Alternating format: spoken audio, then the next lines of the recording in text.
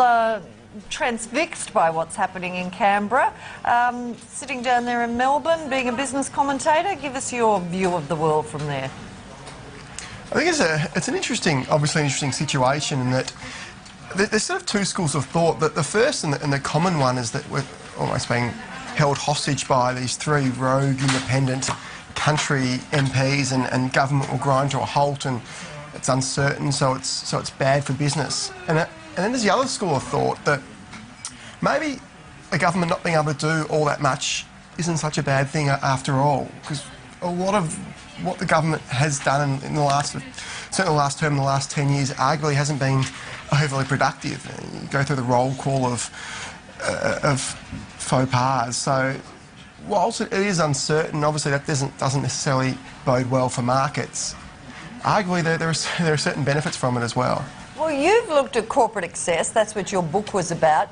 Do you feel either side in the election or with the independents there is going to make much difference to going to help shareholders or crack down on some of those excesses we've been so worried about that were exposed in the GFC? The Labor government certainly did make some positive steps in its 3 years. That said, it did have the cover of the global financial crisis. So if there's ever going to be a change in corporate governance practices or laws, it's going to be when shareholders have lost 30 or 40% of their investments and people are angry. So people were angry. And things were done. The most notable accomplishment was the termination law changes. Previously, companies could pay, it was a very confusing law, but it was upwards of seven times their total remuneration. So just as a comparison, Soldier Hero could have got a payout of I think $30 million before shareholders could have even had a say.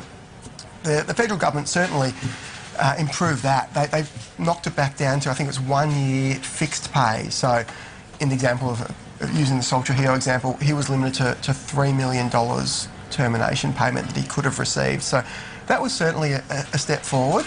And Chris Bowen certainly did make moves, and I think he was a very good corporate governance minister. Nick Sherry before him probably less so.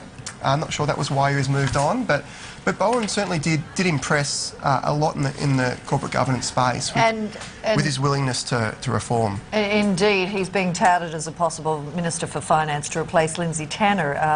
But what about the coalition? Seen as being a friend of business, certainly privately, business was quite keen to see them in. Does that mean we'd stop any reform? Will it go back to the old days of looking after their mates, or not so much now? I think there is an association between the Liberal Party and big business, but I think the problems with corporate governance largely stem from agency costs, and that is the costs of having absentee owners. So, for example, when you have shares in a public company, obviously you have no influence on management. You have professional managers, CEOs, CFOs who manage the company. And obviously you've got that situation where sometimes the management don't necessarily act in the best interest of the shareholders all the time. They sometimes tend to enrich themselves, be it intentionally or subconsciously. Whether that necessarily makes the Liberal Party a friend of management, that's not necessarily always the case. But the Liberal Party certainly does try and bill itself as the party of small business. Whether they'd take active steps to improve corporate governance, they didn't do all that much in the past. And there was certainly, it certainly didn't come up in the election campaign, I must say, and goodness knows where the independents would stand on this, but you never know. As you said at the outset, it could lead to encouraging signs. But just on this issue of corporate governance, you wrote a story this week about the resignation of Dean Pash from the former ISS governance, now formerly Risk Metrics. We had him on the program last week talking about that great report they did on capital raisings. You said in your article that it'll be a blow to shareholders that crafty executives can rest easier with his demise or with his departure. That seems a bit of a shame. It is. On the positive side, Dean's being replaced by Martin Lawrence, who's also been on your show, who's extremely probably one of the best corporate governance experts in the world. So, and Martin was responsible for many of the papers and research that Risk Metrics did. So, Dean was certainly the front man and a very charismatic and very smart political operator, and obviously very good at the corporate governance research as well, but Martin Lawrence is certainly very capable of stepping into Dean's shoes. I think. Don't we need more of these people, more of the Martins and Deans than fewer of them? I mean, do you think he'll pop up somewhere? I spoke to him and he certainly didn't indicate to me what he's doing. The departure could have something to do with the fact that about a couple of months ago, Riskmetrics was bought out internationally by MSCI, which is a very large US-based advisor of companies, and they do the MSCI index, for example. And they bought Riskmetrics for its risk side. Riskmetrics had two very different businesses, the risk side and the governance side. And whether Dean was overly happy, I'm not too sure of the direction that MSCI was taking Riskmetrics. That could have been a factor, and perhaps I'd hazard a guess that I don't know if it wants to take a few years off and perhaps reload or go into something completely different. But so maybe the exec. Well, it is a loss, but let's hope Martin will just have to keep a wary eye on them. Let's look at some of the issues still around, and they tend to hang around, don't they? We've seen the court case this week, court action against OneTel, the Billionaire Boys Club, Lachlan Murdoch and James Packer over the OneTel collapse 7 years ago. And you have been at the Babcock and Brown liquidators hearings. Wouldn't hold out much hope of swift action on that, would you? I actually wrote about Babcock and Brown. I wasn't actually, unfortunately, up there for it, but obviously covered Babcock and Brown. I was. You would have been asleep. But it was an interesting hearing. Obviously, it was a liquidators hearing, not a court case. So, as you've mentioned on the show, it's certainly not a criminal action. It's just liquidators poking around, trying to get more money for creditors. And what they focused on, obviously, was largely the dividend issues, and it was almost a sideshow in a sense, because a lot of the parties that lost a lot in the Babcock collapse were equity holders, shareholders and note holders.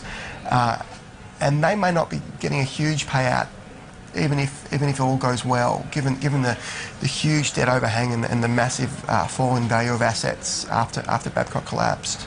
Yes, you have to wonder about it. I gather there's a creditors meeting of OneTel tomorrow. I mean, these things do drag on. We're not being instilled with any confidence on it all, are we, at the moment?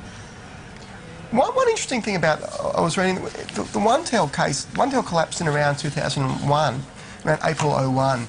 And interesting, within about 7 months, ASIC had brought charges against Jody Rich, the chairman, I think John Greaves, and I think Brad Keeling as well, who was Rich's offsider. So it took a very short amount of time for ASIC to bring charges, and ultimately, as we found out this year, the charges were unsuccessful, and Rich was exonerated in fine fashion by Judge Robert Austin. But interestingly, we've had a lot of collapses during the GFC. You had Allco, we had MFS, we had Babcock and Brown, we've had Timbercorp, we've had Great Southern Plantations, yet very few even civil charges have been laid. There's been a belated action against MFS. To my knowledge, there's been nothing to do with Allco, nothing at Babcock and Brown, nothing at the agribusiness twins. So ASIC were very fast to move back in 01. And seemingly very slow to move after the GFC. Yeah, well, that was only 9 years ago. We'll hold out hope. I did read that the ACCC and the ASIC are due for a change of leadership next year under a new government. Will be interesting to see what we get there. Just while we're talking about corporate collapses, we're just so full of good news. I gather you've prepared an article about someone who's not looking good in the US, quite a familiar name, Barnes & Noble, the big bookstore news chain.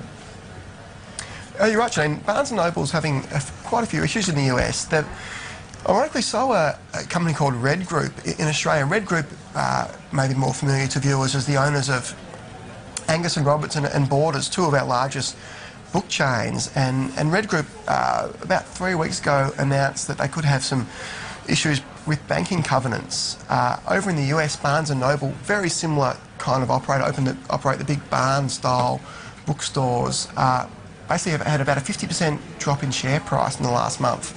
And they're under attack from a dissident shareholder called Ron Burkle, who owns about 32%. And both companies are really struggling with the onset of digital books. And we know that digital music just shook up the music industry probably at the start of the decade. But books have been far more stoic, and it's been really the advent of the Kindle and now the iPad that have really shaken up the industry.